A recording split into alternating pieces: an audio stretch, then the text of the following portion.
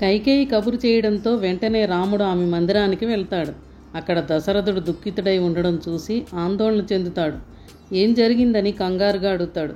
దశరథుడిని తాను అడిగిన వరాల గురించి కైకేయి చెబుతుంది.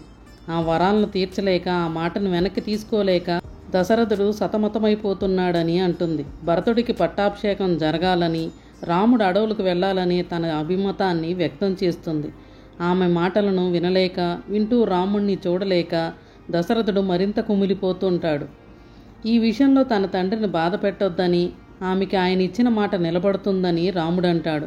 అలాగే తాను అడవులకు వెళ్ళి తన తండ్రి మాటను నిలబెడతానని చెబుతాడు.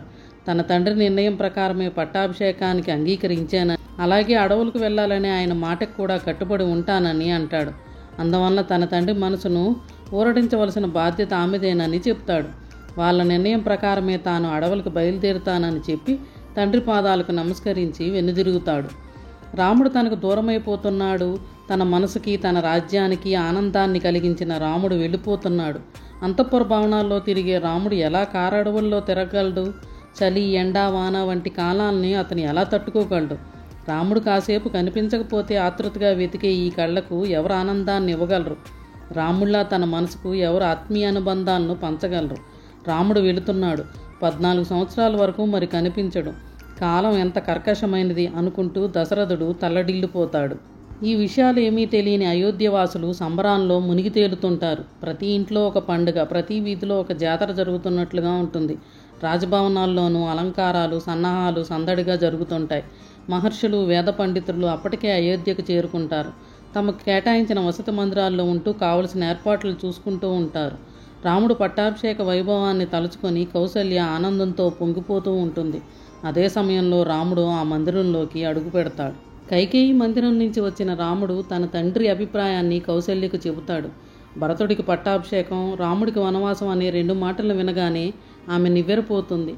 ఎవరూ ఎలాంటి కోరిక కోరకుండానే రాముడికి పట్టాభిషేకం అంటూ పూనుకున్న ఆయన ఇంతలోనే ఇంతటి కఠోరమైన నిర్ణయాన్ని ఎలా తీసుకున్నాడనే విషయం తెలియక ఆమె నిర్ఘాంతపోతుంది.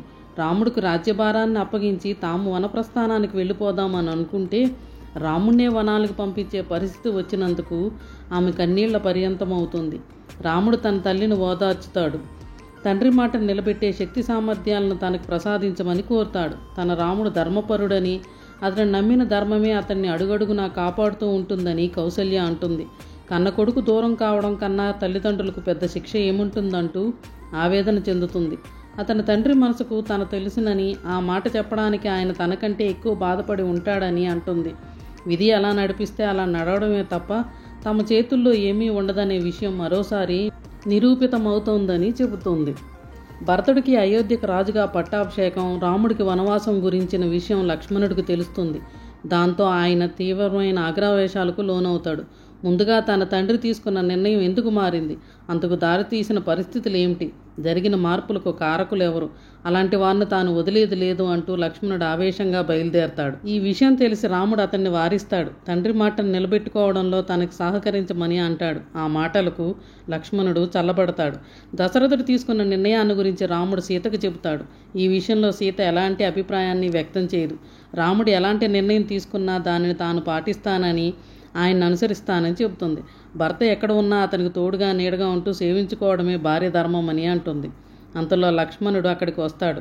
రాముడు లేని రాజ్యంలో తాను ఉండలేనని, తాను కూడా వాళ్లతోనే వస్తానని చెబుతాడు. ఈ విషయంలో తనకి నచ్చచెప్పే ప్రయత్నం చేయొద్దని కోరుతాడు. సీతారాములు పెద్దలకు నమస్కరించుకొని వనవాసానికి బయలుదేరుతారు. లక్ష్మణుడు మౌనంగా వాళ్ళని అనుసరిస్తాడు.